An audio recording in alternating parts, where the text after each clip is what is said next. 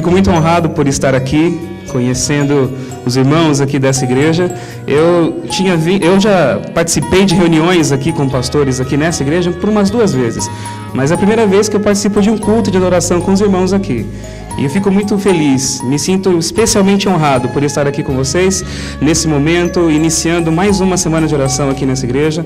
Tenho orado muito por essa semana, para que Deus abençoe, para que Ele não olhe para o pregador, né? Mas que olhe para vocês.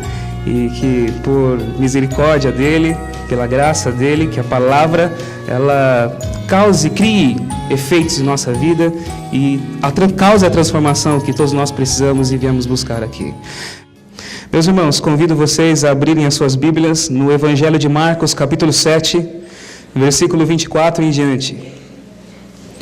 Marcos, capítulo 7, versículo 24 em diante. Eu quero desde já aqui colocar uma coisa para vocês. Eu fui aluno do pastor Jorge Mário, que é pastor aqui de vocês, da igreja de vocês. Então, tudo que eu aprendi com ele. Se houver alguma reclamação, façam diretamente para ele, tá bom? Porque ele foi meu professor, eu sou um mero aluno, discípulo do mestre, né? Marcos, capítulo 7, versículo 24 em diante. Vamos ler aqui esse texto, mais precisamente até o versículo 30. Marcos, capítulo 7, do versículo 24 até o versículo 30. Essa história que nós vamos ler aqui, ela é também contada no Evangelho de Mateus, no capítulo 15. Eu acredito que a maioria das Bíblias de vocês aqui tem uma referência, né? Onde vocês podem encontrar também essa história. No Evangelho de Mateus, nós encontramos ali alguns detalhes que o Evangelho de Marcos não coloca, não apresenta, como também encontramos aqui detalhes que o Evangelho de Mateus não apresenta. Mas vamos ler aqui essa história da maneira como ela é colocada por Marcos aqui.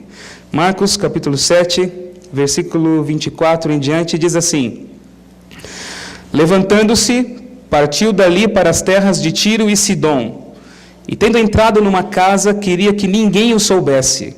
No entanto, não pôde ocultar-se, porque uma mulher, cuja filhinha estava possessa de espírito imundo, tendo ouvido a respeito dele, veio e prostrou-se-lhe aos pés. Essa mulher era grega, de origem cirofenícia, e rogava-lhe que expelisse de sua filha o demônio. Mas Jesus lhe disse: Deixa primeiro que se fartem os filhos, porque não é bom tomar o pão dos filhos e lançá-lo aos cachorrinhos. Ela, porém, lhe respondeu: Sim, Senhor, mas os cachorrinhos debaixo da mesa comem das migalhas das crianças. Então lhe disse: Por causa desta palavra, podes ir, o demônio já saiu de tua filha. E voltando ela para casa, achou a menina sobre a cama, pois o demônio a deixara. Feche seus olhos nesse momento, vamos orar. Deus amado, nós temos aqui a sua palavra aberta diante de nós. Sua palavra que fala sobre libertação, que narra aqui um episódio de uma manifestação tremenda do poder do Espírito Santo através de Jesus. E nós estamos aqui, Senhor, porque queremos receber essa libertação e esse poder agora, nesse momento, por meio da sua palavra. Nos abençoe, Senhor. Nosso coração está pronto. O terreno está pronto para receber a semente sagrada e que ela germine resultados para a sua glória, para a glória do teu nome. É o que lhe pedimos em nome de Jesus. Amém, Senhor. Amém. Os irmãos notaram aqui o título da mensagem de hoje, e eu não quero causar nenhuma má impressão aqui nos irmãos. O pastor vem aqui ensinar heresia, né?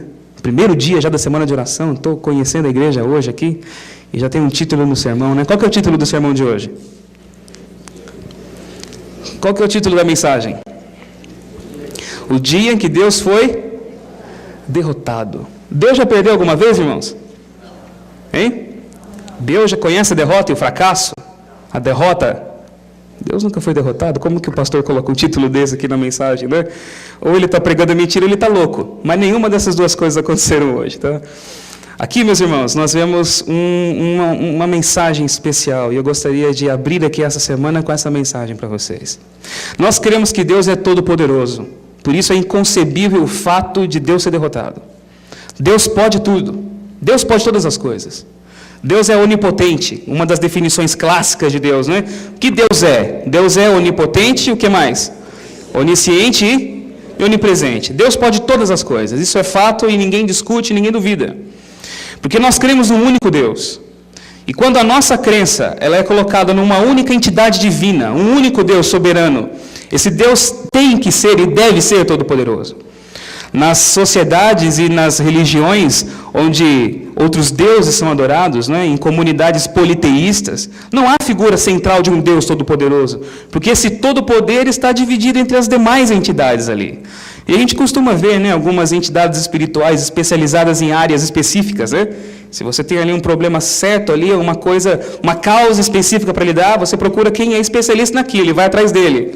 Então tem pessoas que não precisam, não acreditam, ou não precisam crer, não necessitam da figura de um Deus todo-poderoso, porque esse poder é dividido entre outras entidades. Mas nós sabemos que não é assim. Nós sabemos pela palavra de Deus e pela verdade que há apenas um único Deus. E esse único Deus é todo-poderoso. Deus pode tudo. Pode ou não pode? Isso é fato. Mas o fato é que Deus não pode tudo.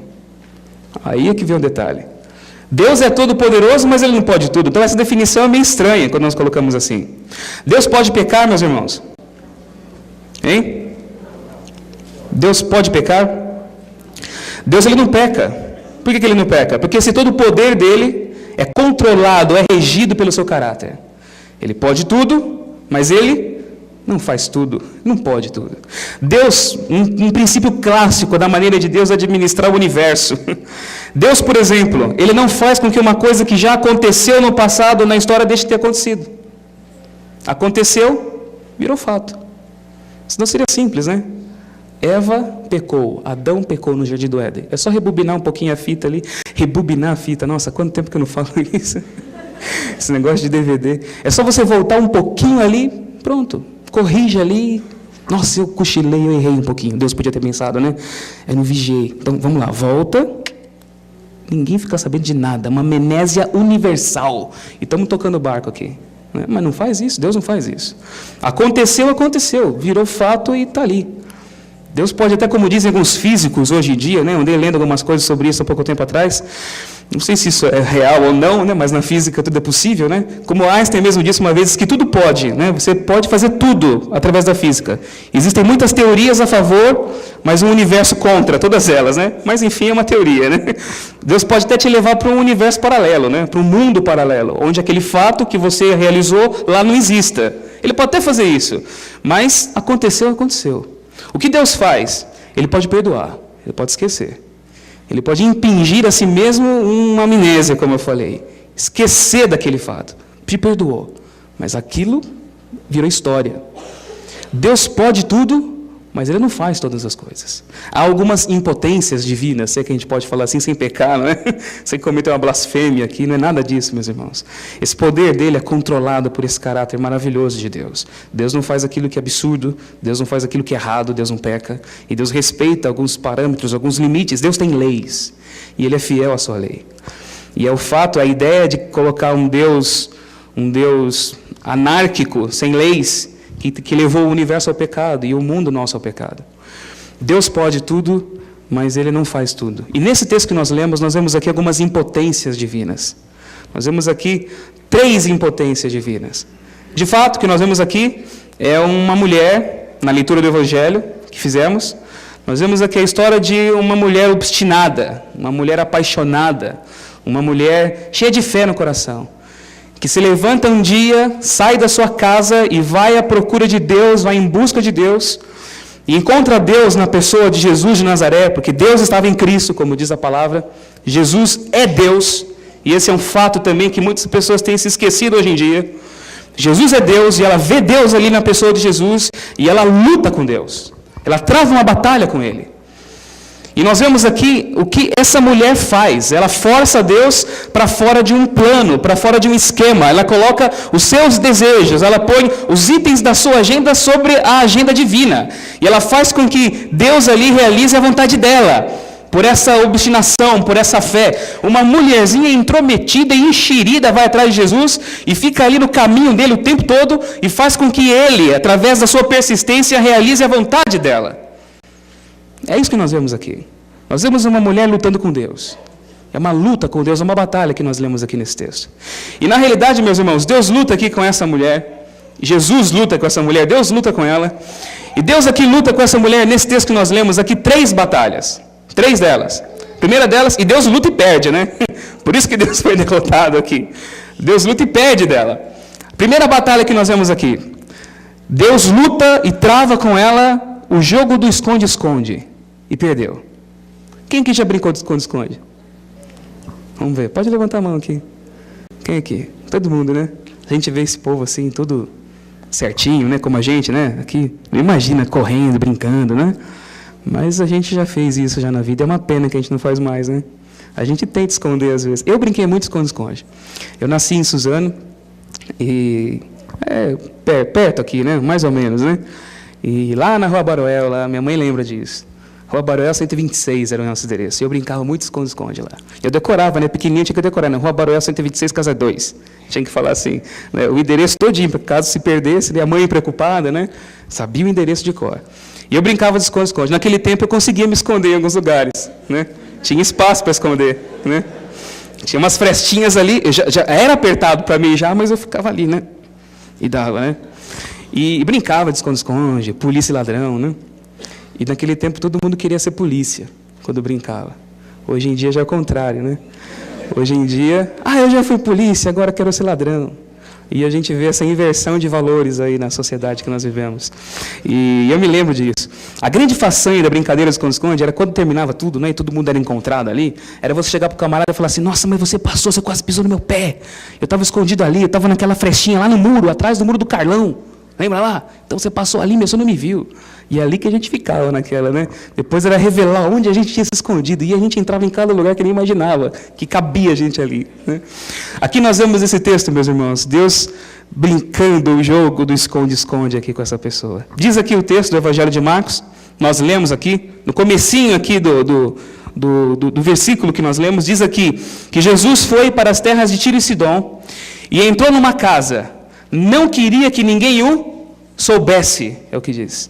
Ele queria um momento para ele queria descanso, ele queria paz. Afinal de contas, ninguém é de ferro, né? Nem Jesus também era. Ele precisava de um momento para ele. Não quero ser incomodado, eu quero fechar a porta aqui e um tempo para mim, eu preciso descansar. Não queria ser incomodado, não queria que ninguém o soubesse. Mas o final do versículo 24 diz o quê? Não pôde ocultar-se. É o que diz. E o versículo 25 dá uma razão. Porque uma mulher enxerida achou Deus. Ele queria um momento para ele queria descanso, ele queria paz, ele não queria ser incomodado, ele queria ter um momento ali para ele poder descansar. Mas ele não pôde. Porque essa mulherzinha aqui, ela procura e acha. Ela encontra Deus. Meus irmãos, isso é maravilhoso para nós. E devia ser totalmente estimulante para a gente. Extraordinário algo assim.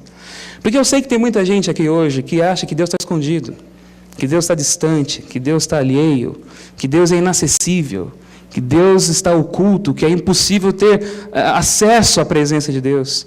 E vive uma vida se sentindo completamente distante dessa fonte maravilhosa de bênçãos que é o nosso Senhor Jesus. E pensa ainda hoje que Ele está escondido.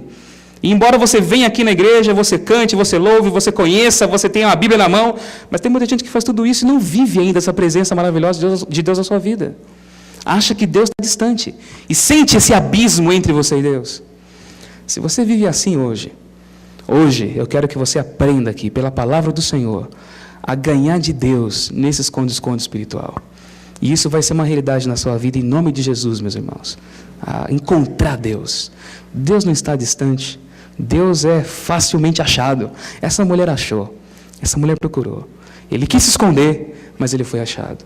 O primeiro jogo aqui, ou melhor dizendo, o segundo jogo, né, a segunda batalha que essa mulher trava aqui com Jesus e ganha também, é o jogo do planejamento estratégico. A palavra de Deus diz que Jesus tinha um plano. Deus tinha um plano. E eu falo Deus, meus irmãos, mais uma vez insisto nisso, porque em Jesus de Nazaré, Deus tem cor, tamanho, raça, nacionalidade, fala uma língua. Jesus é Deus. E Deus em Jesus de Nazaré tinha um plano de trabalho aqui do seu ministério. A gente lê a profecia e sabe, né? Ele veio para cá, exerceu sua função, e lá no Evangelho de Mateus, quando você lê essa história, é dito lá no Evangelho, no capítulo 15, que quando a mulher pede, e insiste, e ela busca, ele fala assim, não é bom tomar o pão dos filhos e dar aos cachorrinhos, não é? Eu não fui enviado senão as ovelhas perdidas da casa de Israel. Meu negócio é com esse povo, meu negócio é com o judeu. É claro que Jesus queria ensinar uma lição ali para os seus discípulos, que depois de algum tempinho também ia lidar com esse povo pagão. Mas ele fala assim, o meu trabalho agora é lidar com o judeu. Esse negócio de pagão, de gentio, de grego, de sírio-fenício, isso é para depois. O meu projeto, o meu plano tem fronteira e tem definição. E se eu estou aqui agora, eu estou aqui de férias. Não vim aqui para ficar trabalhando no meio de grego, não. Minha função não é essa. Ela fala, eu sei, Senhor, eu sei. Mas até os cachorrinhos ali debaixo da mesa, eles comem das migalhas dos seus donos. E quando ela faz isso, meus irmãos, ela força Jesus a sair dessa agenda, né? Desse planejamento dele. Ela coloca os planos dela acima dos planos de Deus, é que eu posso falar assim. Ela força uma ação que não era esperada ali. Ela faz com que Deus a atenda, apesar daquilo que ele havia dito para ela. Ela coloca os seus planos sobre os planos de Deus. E ela ganha essa batalha do planejamento estratégico de Deus. Ela não se conformou com a realidade da vida dela. Ela não aceitou aquele fato. Minha filhinha está possessa, sofrendo na mão do demônio. É possessa. Ela sofre, está perdendo a sua juventude, vivendo uma vida miserável. Eu sei que o Senhor tem um plano, foi enviado para Israel, eu sei disso. Mas as migalhinhas aqui servem para mim.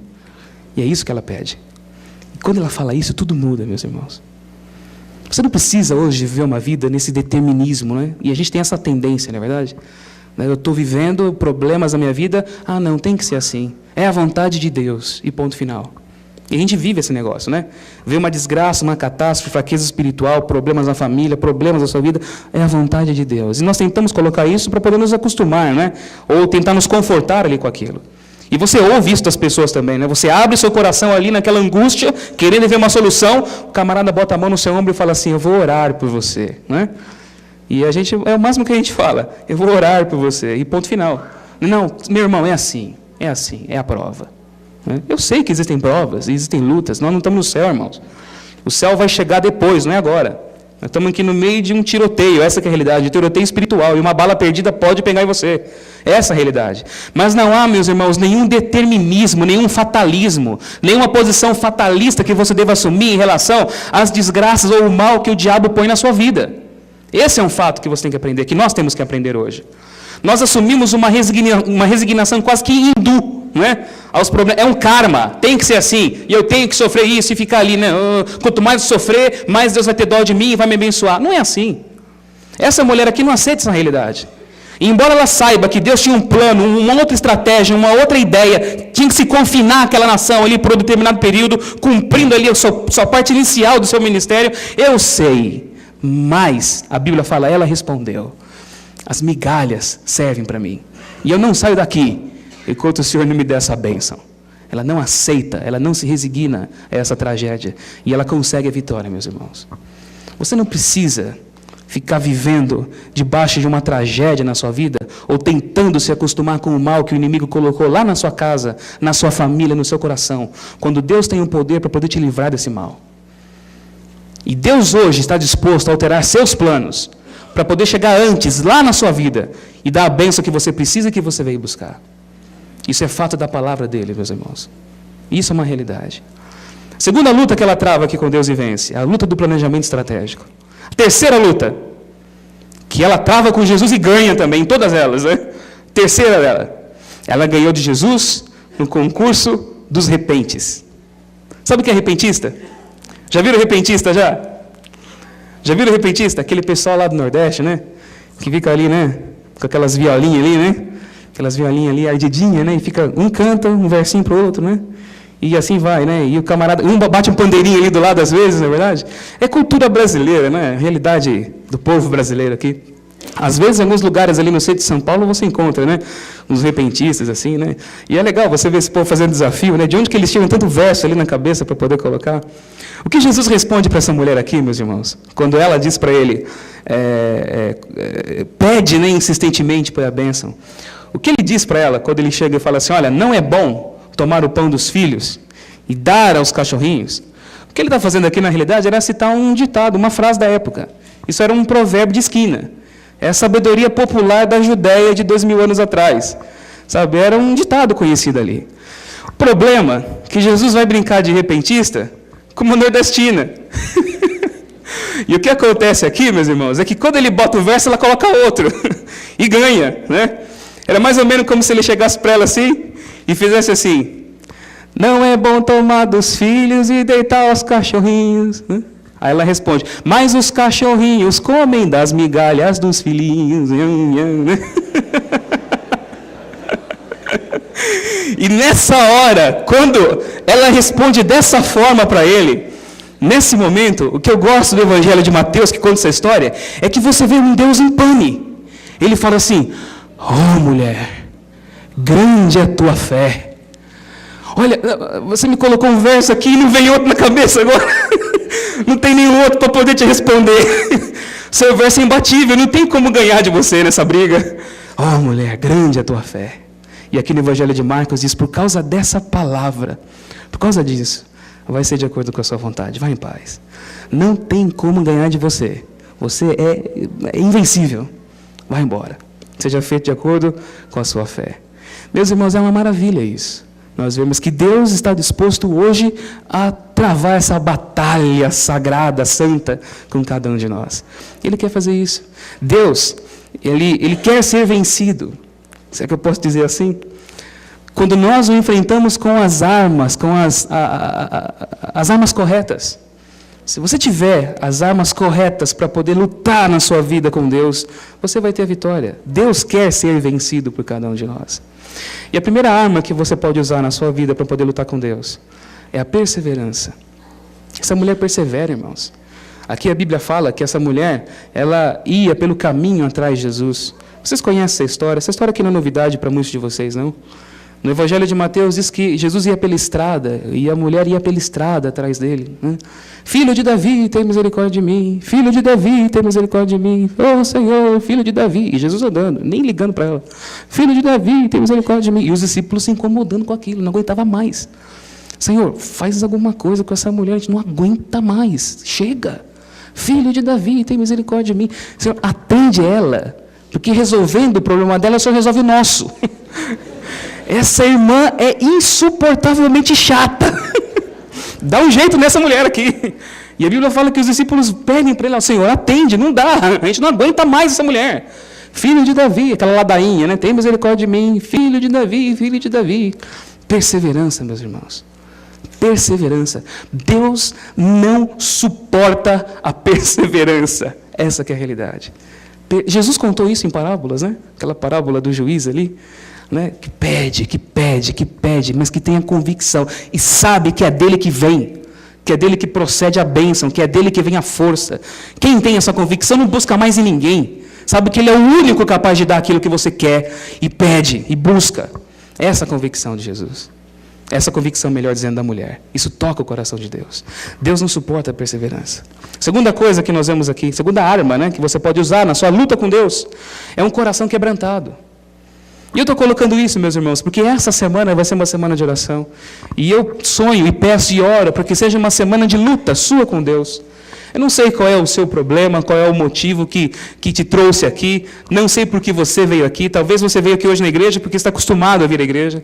Talvez você veio aqui hoje na igreja porque recebeu um convite para vir aqui. Eu não sei, mas eu sei que você está aqui pela ação do Espírito Santo. Não importa qual seja a motivação. Você veio pela vontade de Deus. E eu sei que no seu coração você tem lutas que tem que travar com Deus hoje. E é importante você conhecer essas armas, o que Deus espera de ver em você, para poder abençoar a sua vida. A segunda arma aqui é um coração quebrantado. A Bíblia diz que essa mulher, quando Jesus atende, ela se prostra diante dele. Ela cai ali quebrantada diante dele. Ela se humilha diante de Jesus. E há aqui, meus irmãos, uma relação de simultaneidade, né? O ser humano quebrantado, quebrado, humilhado, prostrado na presença de Deus, vai encontrar um Deus igualmente inclinado e disposto a ajudá-lo. O ser humano reto, altivo, né? Ereto ali na presença de Deus, vai encontrar um Deus igualmente distante. Essa mulher se quebranta, e com o quebrantamento dela, ela quebranta o coração de Deus. Deus não consegue não habitar. Deus não consegue deixar de visitar uma alma que se quebranta diante dele. Se você quer vitória na sua vida, se humilhe aos pés de Jesus. Se quebre aos pés dele. Essa mulher se quebra ali. Terceira arma que ela usa aqui é a oração. A Bíblia fala que ela se prostra, se humilha, e a Bíblia diz que ela suplica.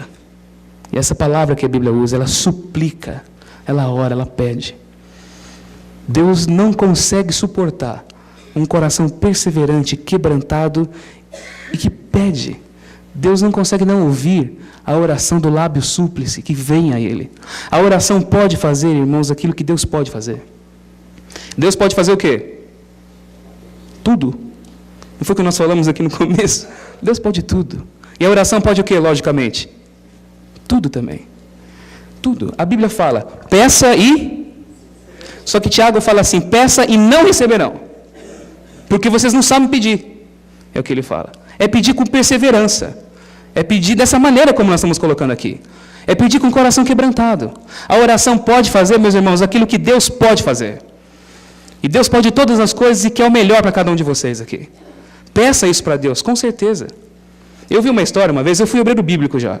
Fui obreiro bíblico do pastor Roberto Mota. Né? Vocês conhecem o pastor Mota, né? A figura lá, não tem como não conhecer, né? O corintiano, né? Não vamos entrar nessa área aqui, não, né? Pastor Roberto Mota, né? Eu participei já de muitas conferências com ele, já. E quando você é obreiro bíblico, você vai para tudo quanto é lugar aí, em conferências, e você tem contato com muitas histórias, né? Com muitas coisas que acontecem ali.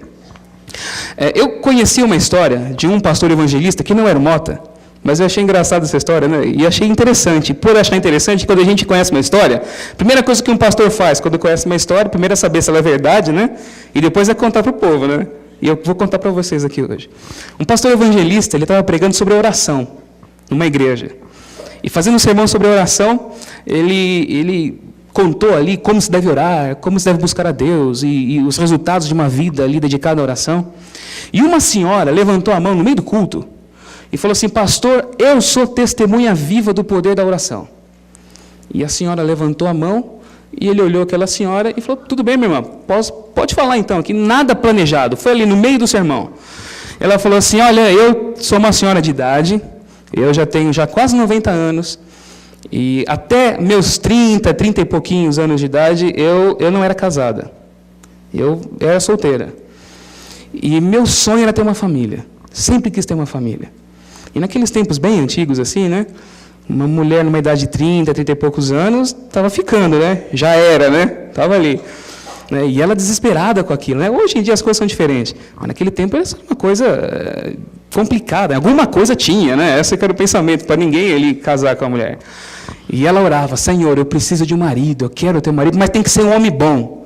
Tem que ser um homem de Deus, tem que ser um homem fiel, um homem firme, que vá amar ao Senhor em primeiro lugar, me amar e amar a família. E ela orava para que Deus desse esse homem. E ela falava assim, pastor, sabe o que eu fazia? Ela falou assim, sabe o que eu fazia? Eu pegava uma calça masculina, calça de homem, colocava na beirada da minha cama e falava, Senhor, bota um homem aqui dentro para mim. Essa era a oração dela. Né? E toda noite ela orava, bota um homem aqui dentro para mim. E o pastor ouvindo a mulher falar aquilo no meio da igreja. Né? E terminou, e ela emocionada com o testemunho. E pastor, Deus me ouviu. E me deu o homem que eu queria. E coube na calça, pastor. Assim, né? E hoje eu tenho uma família. Depois disso, nasceram para aquela mulher 7 filhos. Né? E ela viveu um casamento feliz. Né? E 7 filhos nasceram aquela mulher ali. E ela ficou ali feliz, abençoada, né? E deu o testemunho dela. E a igreja toda, né? Ficou ali aquele alvoroço, aquela alegria pela mulher. E o pastor via ali as pessoas, né? E ele falou assim, olha, essa história é legal, né? Eu vou contar essa história depois para ilustrar aqui oração. E ele foi contar na igreja dele. Ele era evangelista e foi contar na igreja dele essa história. E quando ele contou essa história, ele viu que a igreja ria, assim como vocês também, né? Só que ele percebeu que tinha um rapazinho quieto. Ele sentado no banco assim, o olhinho arregalado, sério. E o pai do lado se acabando de rir, e ele sério. Olhando ali, né? E ele percebeu aquilo, mas esqueceu, passou o tempo, nem lembrou mais. Passou uns 15 dias depois daquele dia que ele pregou na igreja e contou essa história dessa irmã, o telefone tocou, ele atendeu o telefone, era a mãe do rapaz. Falou assim, olha, pastor, eu não sei o que aconteceu na igreja, mas o meu filho está estranho, está diferente. Eu falei, mas por quê? Toda vez que ele vai dormir de noite, ele bota um biquíni no pé da cama. Não sei o que está acontecendo. Meus irmãos, A oração pode fazer o quê? O que Deus pode fazer. A oração pode fazer o que Deus quer.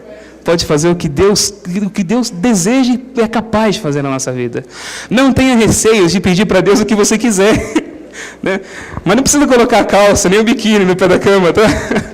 É só pedir com fé.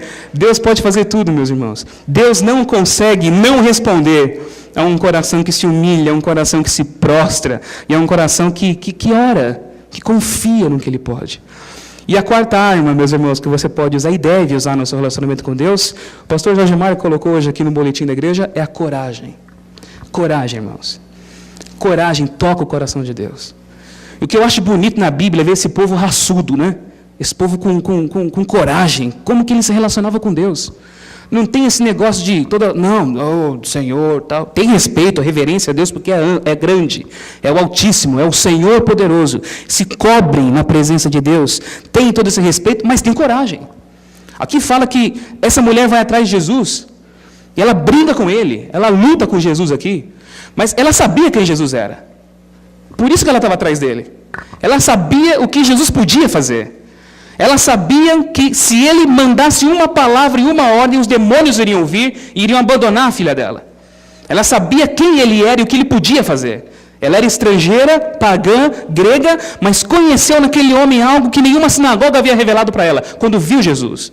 Sabia que ele era Deus e Deus estava nele ali. Mas a Bíblia fala que quando Jesus diz, eu não vou tirar o pão dos filhos e dar para os cachorrinhos, diz aqui o Evangelho de Marcos, que ela diz assim, ela, porém, lhe respondeu.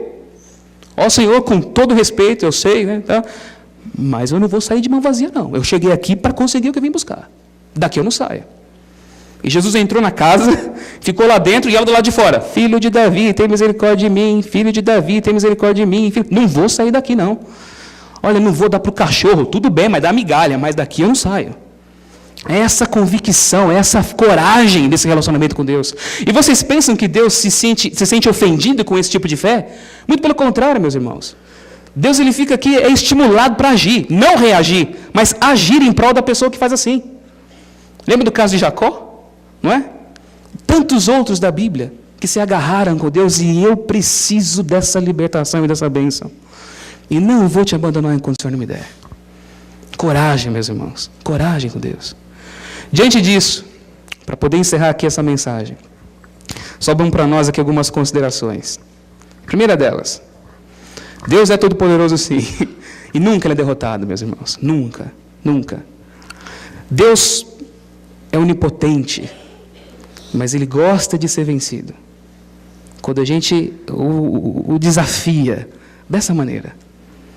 Como eu falei aqui para vocês o caso de Jacó. Jacó luta com Deus a noite inteira, se agarra com ele ali, no final da manhã vai manco para casa, né? O homem foi arrastando a perna ali, né? Como diz o ditado, eu deixo que eu chuto, né?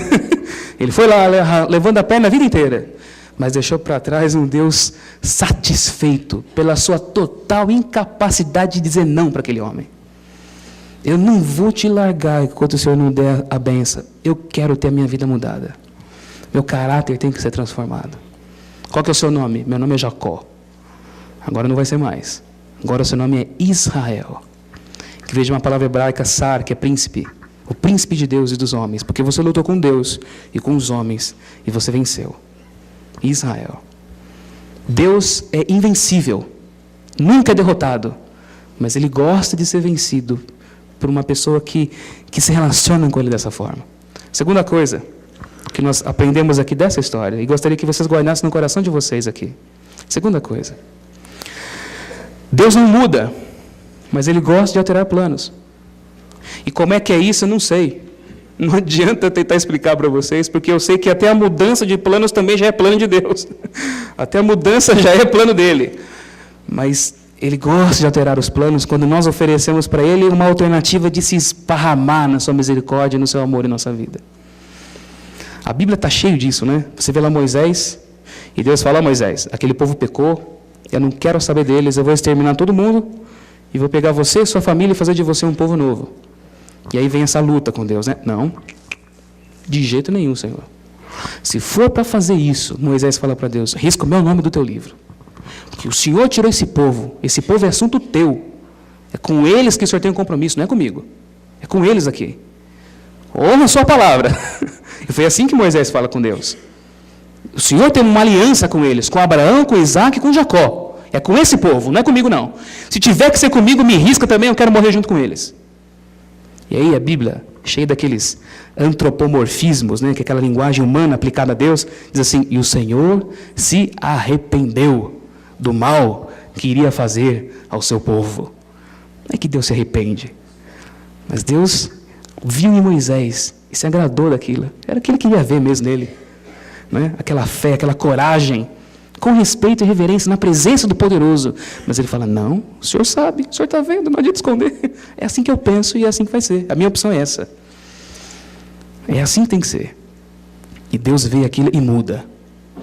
A Bíblia fala: se vocês orarem, se vocês buscarem, se vocês se ajoelharem, e eu do céu ouvirei a voz de vocês e sararei a terra.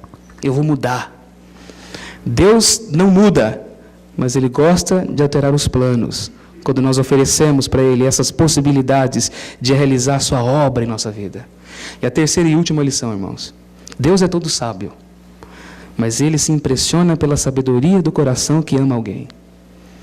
Essa mulher aqui não era judia, não conhecia Deus, não conhecia a lei, não conhecia nada daquilo que a teoria religiosa ensina, mas ela sabia que aquele homem tinha a solução para a vida dela. E ela persegue Jesus pelo caminho, ela briga com ele, ela luta contra todo mundo, contra ele e contra os 12 ali, contra todos, porque ela intercedia por alguém que ela amava. Ela pede por alguém que ela amava. Deus é todo sábio, mas Ele gosta de ser influenciado pela sabedoria de um coração que ama outra pessoa. O que isso tem a ver com a gente hoje? Tudo isso que eu falei aqui. Eu não sei o que você precisa, mas eu sei que você não veio aqui sem nenhum desejo no seu coração. Eu não sei qual é a área da sua vida hoje que precisa ser atendida por Deus. Não sei. Eu não sei se você tem problemas no seu relacionamento. Não sei se a sua família é feliz ou não. Não conheço. Conheço aqui alguns aqui de vocês, né? Dos nossos relacionamentos e a nossa vida lá em Moema, quando eu tive com os irmãos de Moema que aqui estão. Mas mesmo assim, não conheço vocês a fundo. Eu não sei como é a vida de vocês. Os irmãos aqui da igreja de Riacho Grande, estou conhecendo hoje. Não sei como vocês vivem com Deus. Não sei o que você precisa. Mas eu sei que tem muita gente hoje que, se não lutar com Deus e não se agarrar com Deus da maneira como a palavra aqui estimula você a fazer, você não vai conseguir a vitória que você precisa. Não vai conseguir a libertação que você vai buscar. Eu não sei se você hoje está orando aqui por você, pelo seu caráter, pela sua vida. Algum pecado que você tem aqui escondido e você tenta lutar contra aquilo e por várias vezes você já fez promessa para Deus, já fez voto até e não conseguiu vencer. Não sei se você tem problemas com seu esposo, com a sua esposa. Não sei se é seu filho que você hoje coloca na presença de Deus ou sua filha. Não sei se é a sua vida profissional, não sei. Mas eu sei que todos aqui precisam da libertação do Senhor. E o que a palavra de Deus diz é que se você buscar a Deus hoje, com perseverança, se você se quebrantar na presença dEle, se você se humilhar em oração, crendo que a oração pode aquilo que Ele pode, e se você tiver coragem para se agarrar nele e falar: não vou permitir o Senhor sair se não me atender, você vai deixar para trás um Deus feliz por não poder dizer não para você, satisfeito, contente, e Ele vai mandar a sua palavra para a sua casa. Vá em paz, minha filha, vá em paz, meu filho, seja feito de acordo com a tua vontade. É a tua vontade que eu quero fazer. Vá em paz. O demônio já deixou a sua vida. Você está liberto agora.